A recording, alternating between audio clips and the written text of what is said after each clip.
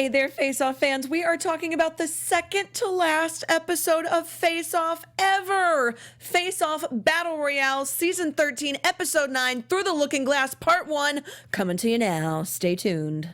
You're tuned in to AfterBuzz TV, the ESPN of TV talk. Now, let the buzz begin. What up, Face Off fans? Welcome to the first part of the final finale ever for Face Off. Face Off Battle Royale, Season 13, Episode 9, Through the Looking Glass, Part 1. I'm your host, Alana Jordan, and joining me today is the incomparable Nayeli Morales. Thank you, Elena. Always a pleasure. Thanks again for having me. Super excited to have you, and we're extra excited because this episode as well, since we are nearing the end of not only this season, but of the series as a whole. Since, Nayeli, you've been a model for so many seasons and worked so closely with all of these artists, we're going to dedicate an entire segment at the end of the episode talking about some of your favorite looks throughout the years, so be sure to stay tuned for that as well. But talking about this episode, overall, what were your initial thoughts?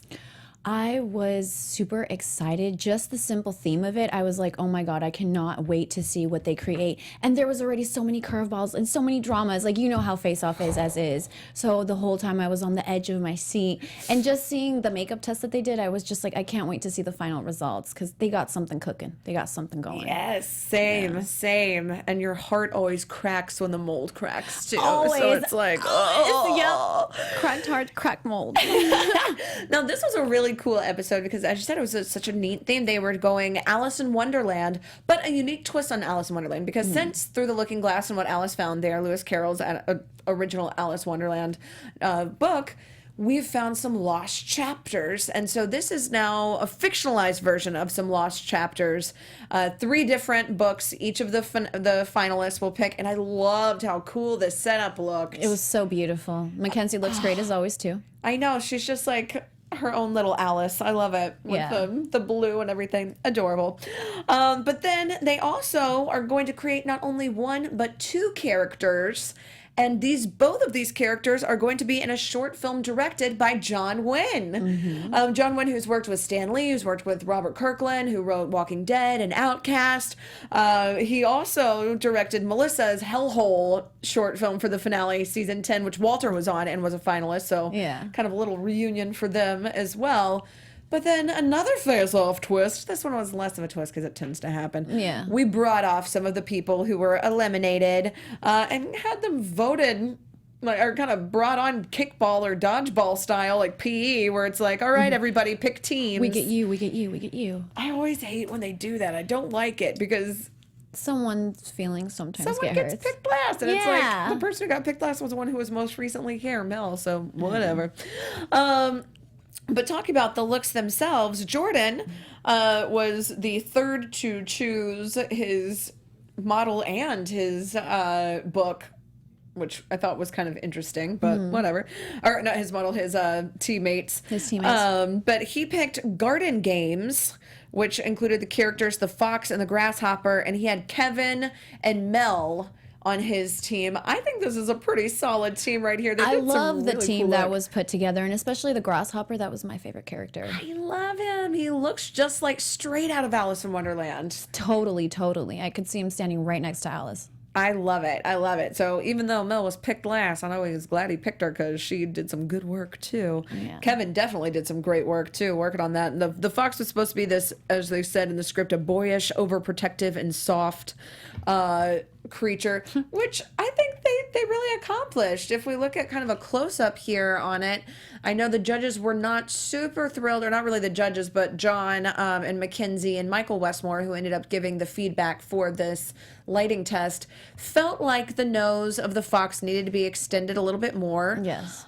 This was a brilliant idea on Michael Westmore's part, though. Instead of resculpting the whole face, just basically creating a prosthetic for the prosthetic and just adding a little bit more to the nose, so that'll be a real time saver. Yeah, to emphasize, to make it look more Fox-like. Yeah, I really love having the idea of having this test first and getting this feedback and really getting to see Michael Westmore's feedback twice, because we've seen how invaluable his feedback is. So, and not only for that, it also helps the creature actors as well to be able to get used to the type of movement that you're going to need to present. And even though the stage isn't set up necessarily where you're going to actually be shooting, at least it kind of gives you an idea to prepare for your role. it's nice, yeah, because this is really the only time that you kind of get a dress rehearsal, because for all the other ones, it's just like put it on and go. Yeah, it's like put it on and it's like hopefully there's a mirror back there and then we can get a chance to maybe look at ourselves 30 seconds before, and then it's just kind of like, go. Yeah. So you really don't even get to see your look until the episode is airing most of the time. Or unless we go to the bathroom and we go and see a mirror. And then we can kind of see ourselves beforehand, because it really helps a lot. You know, you don't know what you look like and you know how you're supposed to feel, but you go out and then you're just like, okay, I gotta be magical. And I think this character definitely was magical. I really, really liked this look. I know Mel initially felt the fox face looked lizardy and then it looked kind of bunny rabbit, but I'm interested to see how it evolves next week. Correct, yeah, and how they finesse all the little details and they enjoy what they want to come out with. Yeah. Now this one, though, John basically said didn't need much work at all, except for they hid the model's eyes and the nostrils, and he was saying, you know, either use some black contacts to kind of black out the eyes in case the light hits it, or put some mesh in there, as Mel suggested. But Jordan's idea of using the mesh over the actual grasshopper eye, even though it was the very first time he's ever tried it, and he was kind of nervous to experiment with something for the first time, definitely paid off. It looks so cool. It looks so cool. And definitely anytime you are able to put mesh to hide the eyes, it helps out so much better than if you just have like a slight slit, because then that just really limits the actor's movement and just safety. And, you know, if you can see, you can get a little bit crazier. Yeah, and I think having that idea of the mesh to cover the actor's eyes and then having it mimic in the big fake eyeballs for the grasshopper is going to be a good idea. This one, I really liked that before they painted it too, Michael Westmore intentionally said, make sure that you don't go super dark with the green so that it doesn't muddy it up. I do feel like Jordan was a little worried about the way that it blended into the background and that it was going to kind of fade in with the greens. But overall, I mean, I really don't think there's much they needed to do. I think the movement of it and having the depth and all the little crevices and these spectacular details really sets it apart and makes it pop. Yeah, the sculpting on this is amazing. And I know Brian, the creature actor who is portraying this character specifically, always does the best that he can to really bring this character to life. And I really think all the characters, of course, are a big asset, but just these characters combined really make the story come alive for me. I love this. I can't wait to see it in the actual movie. This is, I'm really excited to see Jordan's Anytime look. they have the movies now that they started doing that for the finales, it's such a pleasure and such a joy, because you really get to use the makeup, you know, because better than just having those minute portraying of the characters, but to get the actual little movie going. I think that's what a lot of people don't realize too, is that ultimately a lot of these artists' goal is to work in film and to work doing these movies. So having this experience is an awesome thing to be able to put on a resume and to be able to put on a demo and to be able to see this makeup literally in action. Really cool. Now, Matt was the first to pick his competitors. He got first pick here, second for picking his book, but he got Damien and Graham, which is the perfect combination because these two guys together, masterminds. Genius. I can't believe the other contestants let that happen, honestly. Like, I honestly was like, you guys are going to let Damien and Graham be on the same team? I know! You're so screwed. Why would you do that? They're going to kick so much ass. Yeah, power team and powering it up. And look at them. I mean, even this picture, they're just like, we got this. We know. Like, Matt knows what's up. He did a good job picking this. And he was so excited, too, because even when they announced the challenge, he was saying, this is my world. Like, this is what I do. This is my whimsical, my kind of extravagant characters. This is what I'm all about. And he got the Questionable Queen, is what he chose as the book, and got the Tin Jester and the Porcelain Prince are his two characters that he had here. The Porcelain Prince, I think, looks pretty dope, too. Their room is going to be the throne room, which is going to be, as John said, more toy-oriented setting, and it's going to be, lighting-wise, a little bit darker. But since they've been waiting for the queen, they're under some sort of distress, as he says. So having the idea of having the porcelain be cracked throughout and having that crack tie into the crown itself and the crown be little broken pieces of this poor cracked character, absolutely brilliant. I know they weren't thrilled on a lot of the cracks. They felt like they were on screen reading a little too sharp and to kind of fade them out a little bit. And looking at this photo, I can kind of see that because they do say they look drawn on even though they're not. Yes. So I'm interested to see how they lighten this one up, but I feel like overall there's not much work they need to do to this. Yeah, you know, you see so many porcelain cracked characters on the show, and it's so interesting seeing how every artist has their own version of this character. And I really did enjoy the way this character was created. And you are right, there might have been a little bit more smoothing out to the cracks if possible, but definitely even with the paint job, when you go and you do any dry painting, you know, the dry rub. The dry brush. Yeah, with the dry rub, it really causes an interesting effect, and especially with the colors that he's already using, to be able to pick up on the different dimensions, having that type of color like is amazing. So it looks so cool, and because considering the script said that he was described as gaunt and inquisitive, I could see both of those adjectives immediately looking at this character. So they definitely knocked it out of the park with this one. No. I love that Graham, too, was talking about because the other characters are so extravagant. As he's saying, you know, we don't have a, quote, giant ass or a huge stomach. We've just got the face. We've got character here. Yes. And both of these really, really came across. Graham created even this little turnkey for this jester character. And as they mentioned, this is kind of a difficult thing to pull across because a jester typically, one, has been done a lot on Face Off. So to do something unique is a little bit difficult. But also, jesters are known as being really brightly colored, and 10 intrinsically is monochromatic. So the idea of adding in these rust elements and having these different patches of rust and having the different shades of rust kind of creating this look, oh my God, it's just beautiful. It's and it so read beautiful. so perfectly on camera. This, I feel like, is, these guys are the guys to watch, I'm thinking, because... Definitely. Oh my God, look at that. Just even this character by itself, it's already screaming a story and just making my imagination just run. And I just want to know more. I want to see more. I want to know what he's saying. I want to know what he's yelling. I want to know what he's saying to Alice when she shows up in this room. I'm excited about this scene. And for them to go through all of these different rooms and for me to be really excited about one particular one just because the character's in it, that to me is a top, really good look. That is... If not a winning look, at least a top look.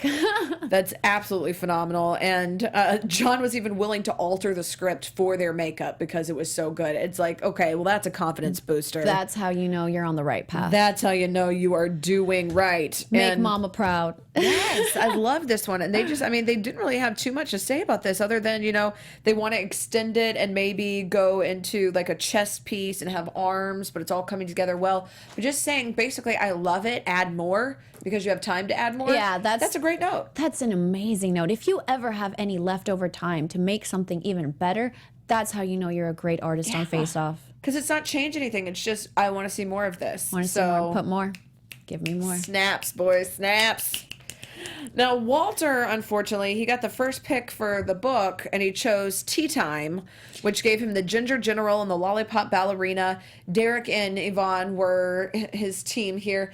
I like their overall look, but man, did Walter have some dramatic moments this episode. So many moments that I was just like, oh my God. Just heart-wrenching. And it's like every time the gingerbread man messed up, all I wanted to say was, that's the way the cookie crumbles. But I also was just too sad because he's never had any sort of situation, as he said, where he's had everything go so epically wrong, where every mold breaks. He... cast his own hands and he made these awesome hands and then the pinkies break off, the hands break off, so he has to scrap all of the arms. He's not able to get the mold cleaned out in time, which we always see these moments of it almost getting, and then at the last moment it's, oh, but I got it cleaned out, and we're like, oh, they always do. This time, no, finale. You can't have this happen when it's especially so close to the end. Well, it is the end. It's the end. It's literally the beginning of the end. It's part one of a two-part finale. And, oh, I mean, I will say, though, he was upset they forgot the sprinkles, and literally the sprinkles would make this pop, having the color. Of course. Anytime. Sprinkles always makes everything pop. And so, I mean, that would make him look maybe less menacing, but at the same time, the main issue that they had was this face, and I agree. He looks pretty scary. He's supposed to be warm and inviting. He's supposed to be this, like, gingerbread cookie that you just want to go cuddle, and as McKenzie said, I would run far away from that thing. He's terrifying. It looks like it would give you food poisoning. Oh, boom. Yes. No, The icing on the cake was pretty sweet. Oh, the icing on the cake. Yes. Double buns. These puns are delicious. Yeah. Sweet. Unfortunately, John basically said, look, you're going to have to redo this character. You're going to have to resculpt this whole thing. This isn't going to work out. And I do feel like it is salvageable, having the idea of, as you said, this kind of gluttonous cookie who continues to eat and eat until he becomes one with food. I mean, I get why Walter doesn't want to do a stereotypical gingerbread man, because we've had that so many times on the show. And since this is the last finale ever, I get why he's saying, go big or go home. Definitely wants to stand out and wants to be different. I know he wants to stand out and be different, but sometimes when you're trying to go so far away from it, sometimes you might just miss it just by a bit. But like I said, I always appreciate when artists make their characters their own. So I still have faith that Walter has it within his creative mind and his talented hands to pull out something amazing. I think so too. Because just like Jordan was saying, he doesn't want to change the fox too much. Yeah. But he wants to just add a little bit to make the director happy, but also keep his vision. I think the same here with Walter. And I think, honestly, if Walter hadn't have had that bad bout of luck where he just had 2 cracked molds back to back and had to scrap a lot of his work, I mean, this luckily is just the light test. It's not the actual final. But I know that if he had had more time, he probably could have made it a little bit more to the judges' liking. But I do think that this was brilliant. Now, the next look that they had, this lollipop ballerina, I love. Unfortunately, they said they had a very, very hard cowl line. They really didn't have any sort of blending, and it was a very thick line. I mean, it was pretty much impossible to blend. Yes. But using this multicolored cellophane and adding it to the costume and having it pull out to hide that was absolutely brilliant.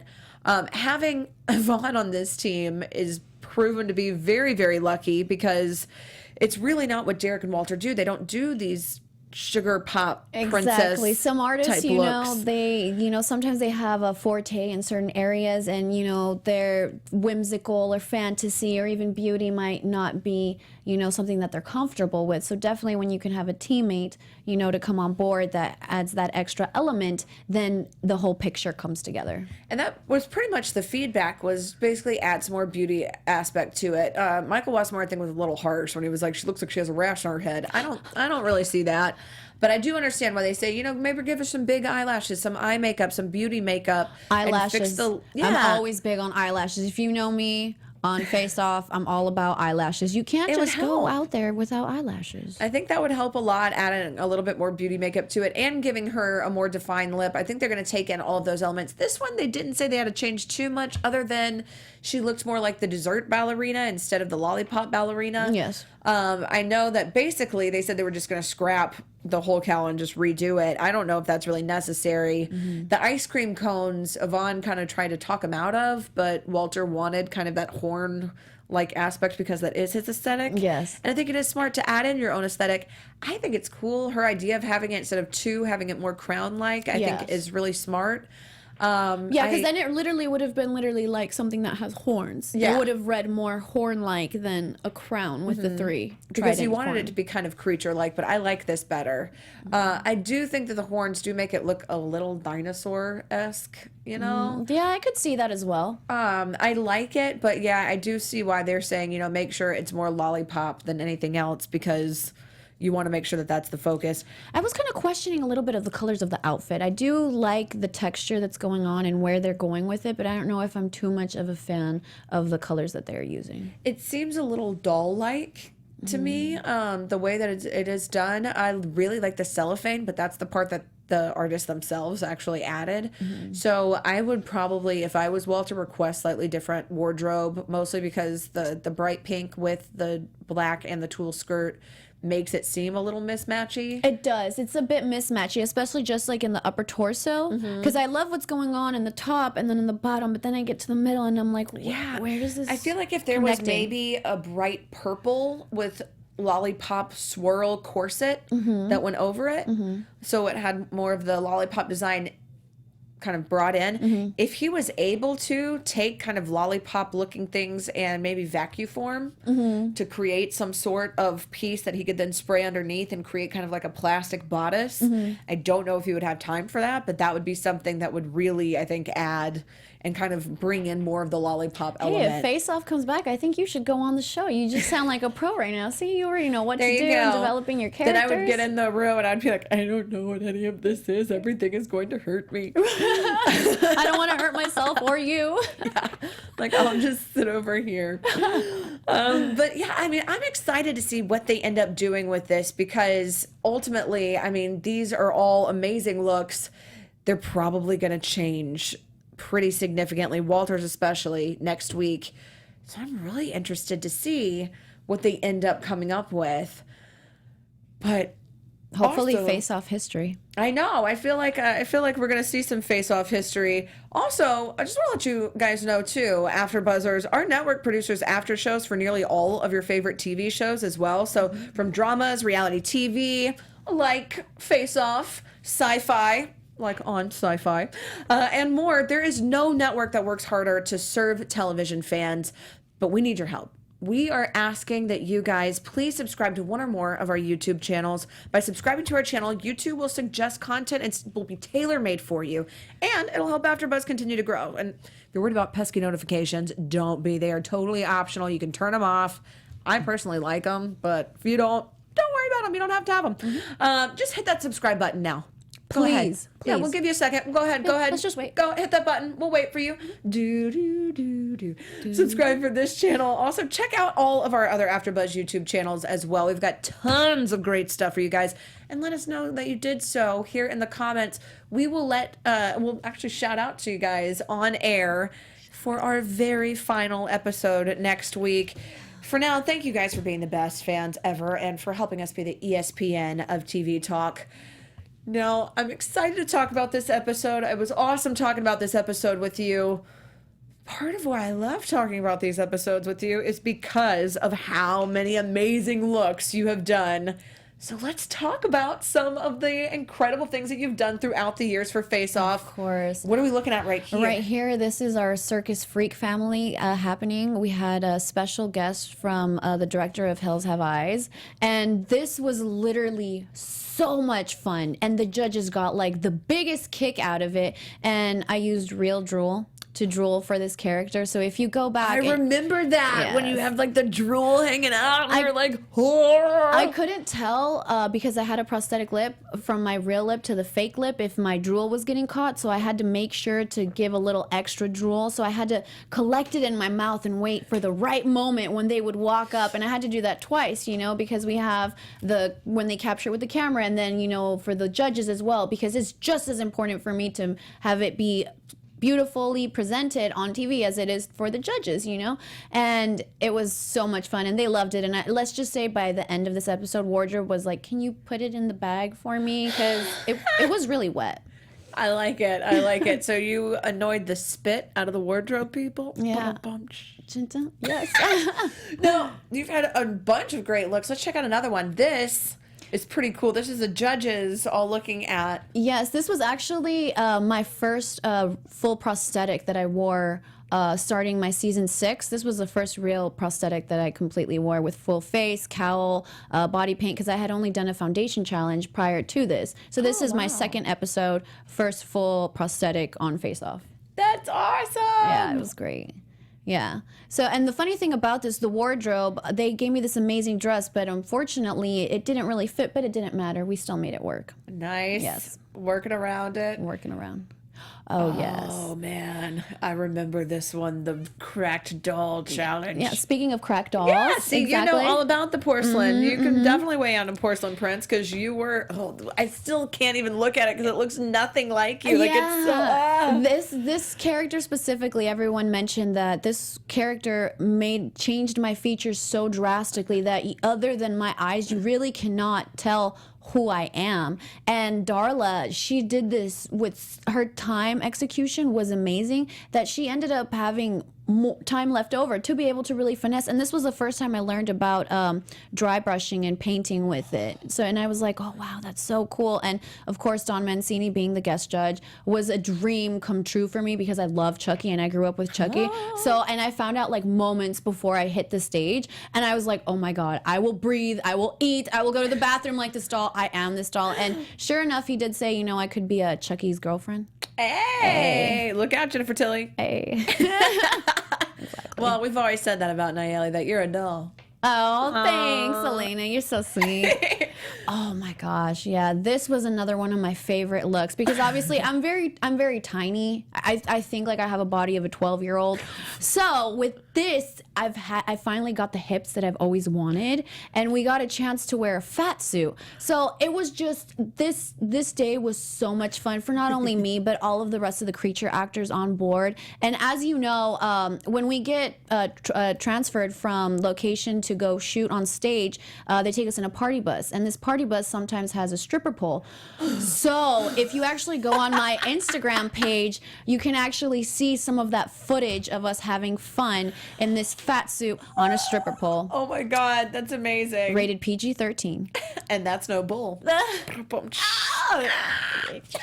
working on this, you just know everything, right? God, you're on it today. Oh yes, this one was, I've had like, I think 3 to 4 pair of eyelashes actually placed on me, which is the most that I've ever had. And I never even thought about it, but this was specifically what I was talking about with Jasmine Ringo and her color buildup. I remember her basing me out for this, and then I was like, it was very orange, and I was like, and I'm not gonna lie, in my head I was like, where are you going with this? But by the end of it, I was like, wow, this is insane. How could you do it? And she's so good with combining beauty and fantasy, and it was so amazing. And the wardrobe was comfortable, the cowl was not heavy, and like I said, I'm all about eyelashes. So thank you, Jasmine, for making me look beautiful. And talk about cinematic. I mean, this is one that I want to see this movie. Mm-hmm. Like, straight up. This is like Space Mad Max. Like, I'm like, I want to see this. This is dope. Yeah, watch me in action. I love it. Yes. Oh, yes. The judge match. We cannot forget that. This was literally one of the best days of my life. I got to work one-on-one with the infamous, the one, the only Ve Neill. So it was amazing getting a chance to really get up close and personal, because we know these amazing judges and we know what they have done, and like the legacy and the big part of histories that they left with because of the projects they've done. So getting a chance to have her hands on me was amazing, and just to be able to say it, and it was very comfortable, and it was a fun day to shoot. It was a hard day, specifically that day the AC broke in the lab. No, with all of that, and you can't really see, but I had some thigh-high boots with this gown. Oh no! Oh my God! And like, I didn't have it as bad because everybody else had different types of wardrobe, a lot of chainmail and a lot of layering. So I'm not lying. A lot of us like were falling like flies. People were fainting. We had to keep taking breaks. We were just trying to get through. We ended up actually getting a bonus because it was so hard, and you know, the judges are so nice. But it was an amazing episode nonetheless, and I would do it all over again. And when we say you guys look hot as hell, now we know we meant it literally. We didn't even know. Literally. And it's ironic because the lab is always freezing, obviously, so that the makeup can hold up, but it was that day, I don't know what happened. Man, it got lit. It got lit, yes.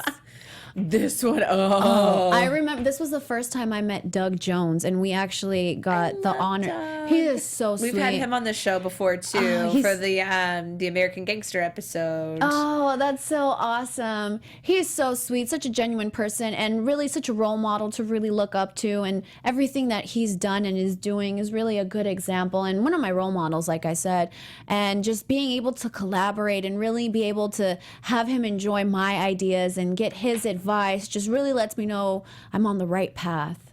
Man, that is really, really cool. And it just it's so weird too, seeing you as these scary creatures, because you can embody them so well, and then you see you in real life and you're like, this is one of the most beautiful men in the entire world. And then you're like, this troll monster. Yeah, when people, like, when they see me on the street sometimes and they ask me, they'll be like, oh, what do you do? And I'm like, yeah, I work on the show Face Off. And they'll be like, I don't know if I've seen you. I think I might if I do this. And then they're like, wait, I think I actually know who you are. So I just have to do that. And then they kind of get it. But that's my thing, is transformation. And especially when you make me look uglier or further away from what I naturally look like, I get a kick out of it. And I feel relieved and just like free. From lashes to thrashes. Yes. I'm into it. Yes.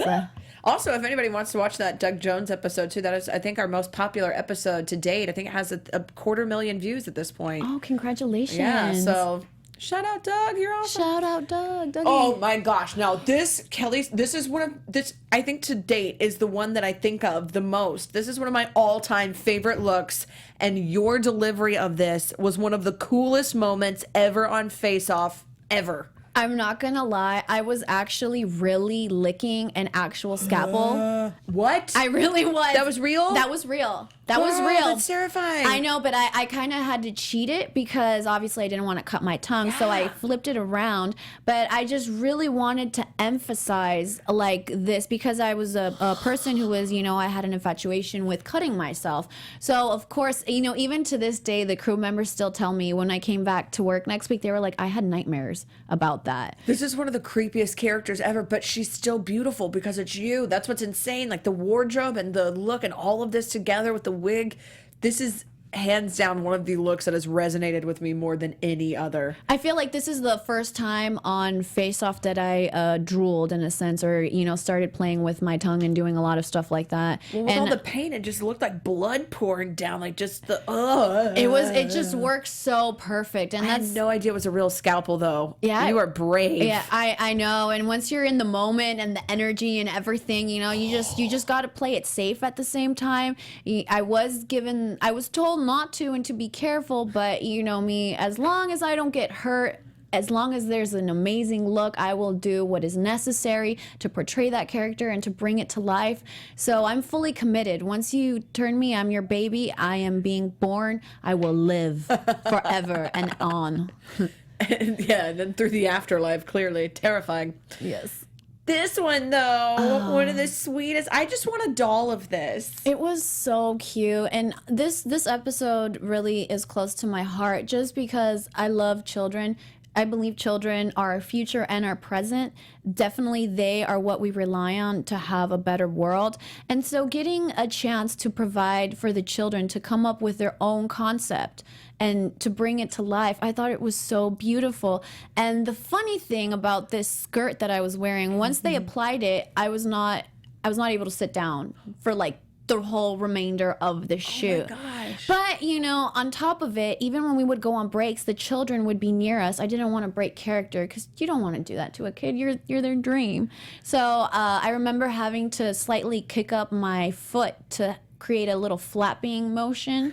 And it was great. And I'm not going to lie, sometimes these props that you see us creature actors hold, we make it look light, but it was so heavy. So heavy. Even if I wanted to try to put it in a different position because I have to hold the pose for so long, you have to strategically figure out, okay, where if I hold it here. And even if so, once we do the lineup and the judges come up, I like to kind of keep the same type of pose to keep the character the same. So obviously if I have the shell here, it'll be easier to hold for another 5, 7, 8 hours. Man. And which is kind of cool too because Bud Westmore created the makeup for a creature from the Black Lagoon and he infamously couldn't sit down. And then your Westmore creation was also an undersea creature that couldn't sit down. Yeah. So keeping the legacy going. Yeah. And then right here with Mel's look, it was so crazy how she pulled this out, thinking of how to make it look like a skin flap going on. And considering that, we're limited taking certain features, we can hear no evil, see no evil, speak no evil. I personally really enjoyed the way I presented the character and the fact that we also got to pick out our own wardrobe and help style our own selves. And I actually did help with my own hair. Wow. So we were a great team for this one, and I know all of us really enjoyed it. It's one of my favorite looks that Mel has been able to put on me. Yes, I love this one. This is why I love Mel. This is one of my favorite looks ever. I absolutely adore that. Oh, another best day of my life. This was the finale for season 9. This is Nora's creation. I'm telling you, this was a 17-hour day, and obviously I have fake blood, but by the end of it, I was so into doing this scene that I didn't know what was real blood and what was fake blood. And it got to the point where I actually had to hang back so that I could get some medical attention, but nothing too major, just a couple scrapes here and there. But it literally, I felt like the star of my own movie, and just the storyline as well. I really enjoyed it. So just getting to get this character where it seems like I'm a damsel and I'm about to get hurt, just in reality to really bring in this character that's thinking that it's going to chase me, and then sure enough, I love it. Curveball.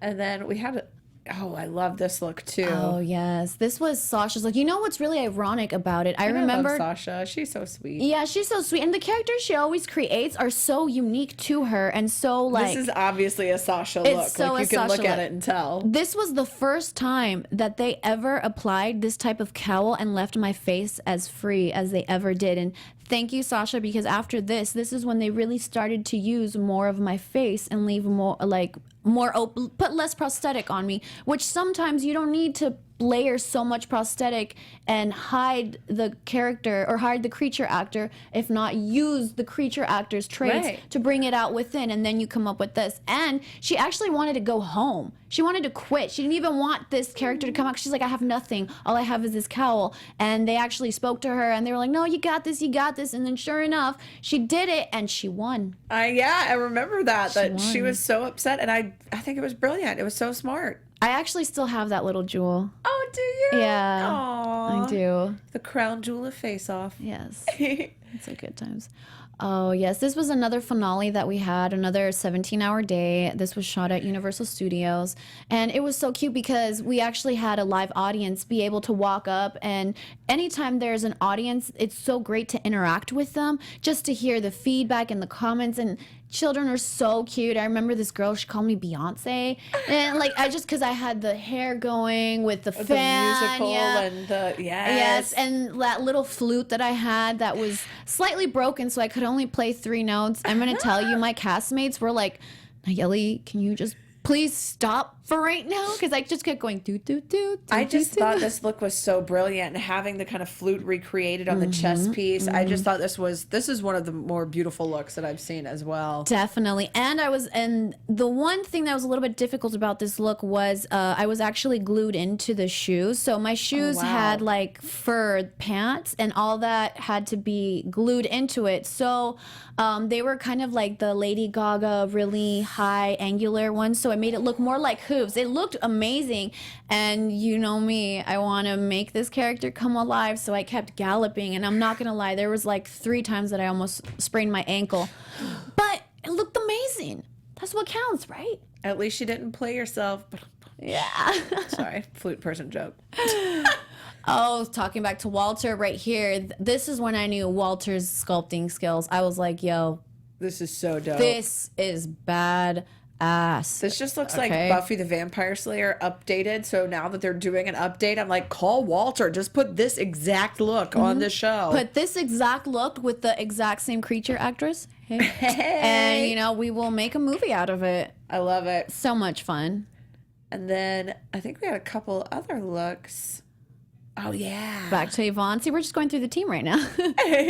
Yes. This is why they're the all-stars, man. Exactly. This look was so much fun to do because it was done in a 2-part thing. And, you know, starting off as like a beautiful woman, a beautiful princess, and then leading into the evil queen. It was such a great presentation, and just her interpretation of trying to pull, you know, the human and the skull out. It was just so beautifully done. And it was just a fun episode to shoot, especially the 2-part thing. So much fun. It makes me think of like a demon version of a Malfoy from Harry Potter. Oh, yeah. I could see that. Like Lucius's demon brother. Oh, nice. Yeah. So much fun. And then they actually made us like practice like our hackling. So I have like some like behind the scenes like hackling videos of the first test shoot that we did to be able to make sure. And since it was mirror, we actually got a chance to go on stage, be in front of a mirror, and then literally switch off into being able to go turn into the next creature. I love it. I love it. Yeah. Well, it's been nice to have this mirror reflection with you on all of these past looks. Oh, sorry, I'll stop with the puns. They're bad. No, it's okay. I appreciate it.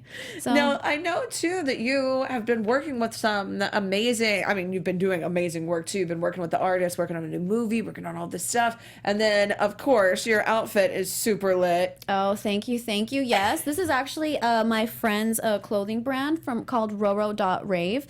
And, you know, she's designing these jackets. They light up. They're very comfortable. Super super inexpensive, and just a lot of great stuff. A lot of different people I've been collaborating. Luckily, things have been going really great right now, thank God. So I've been getting a chance to collaborate and work with different brands, start becoming a brand ambassador for different companies, and also trailing into leading different aspects of my career, because obviously I like to be involved in everything.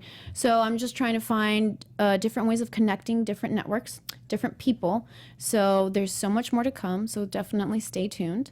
And where can everybody find you and keep up with all of these amazing things and look back at all this cool stuff? Yeah, so you can find me at The My Jelly on my Instagram, or if not, under at the official Nayeli Morales. And I'm about to start a vlog channel as well. So if you follow my pages, you will be able to have access to my vlogs and see more of my awesome creatures that I become, and all my awesome work and all my passion that I am doing to change the world with art. I love it. I love it. And you guys can find me on Twitter at Alana Jordan and on Instagram at that Alana Jordan girl. You can find us all here at AfterBuzz TV. Again, be sure to rate, comment, subscribe. We love hearing from you guys. Tweet at us, Instagram, all that good stuff. And then tune in next week for the last finale, the final finale ever of Face Off. I'm gonna cry. I'm gonna cry too. I honestly did cry a little bit before today. I was really realizing, and it was hitting me, like, where it's coming to an end, and it's a legacy, and it's just heartbreaking. You know, the Face Off family will always be a Face Off family, and the legacy will still continue through all of the artists and through all of us creature actors. And we'll see you guys next week. See you guys. Bye. Bye. From executive producers Maria Menounos, Kevin Undergaro, Phil Svitek, and the entire AfterBuzz TV staff, we would like to thank you for listening to the AfterBuzz TV network. To watch or listen to other after shows and post comments or questions, be sure to visit AfterBuzzTV.com. I'm Sir Richard Wentworth, and this has been a presentation of AfterBuzz TV. Buzz you later. The views expressed herein are those of the hosts only and do not necessarily reflect the views of AfterBuzz TV or its owners or principals.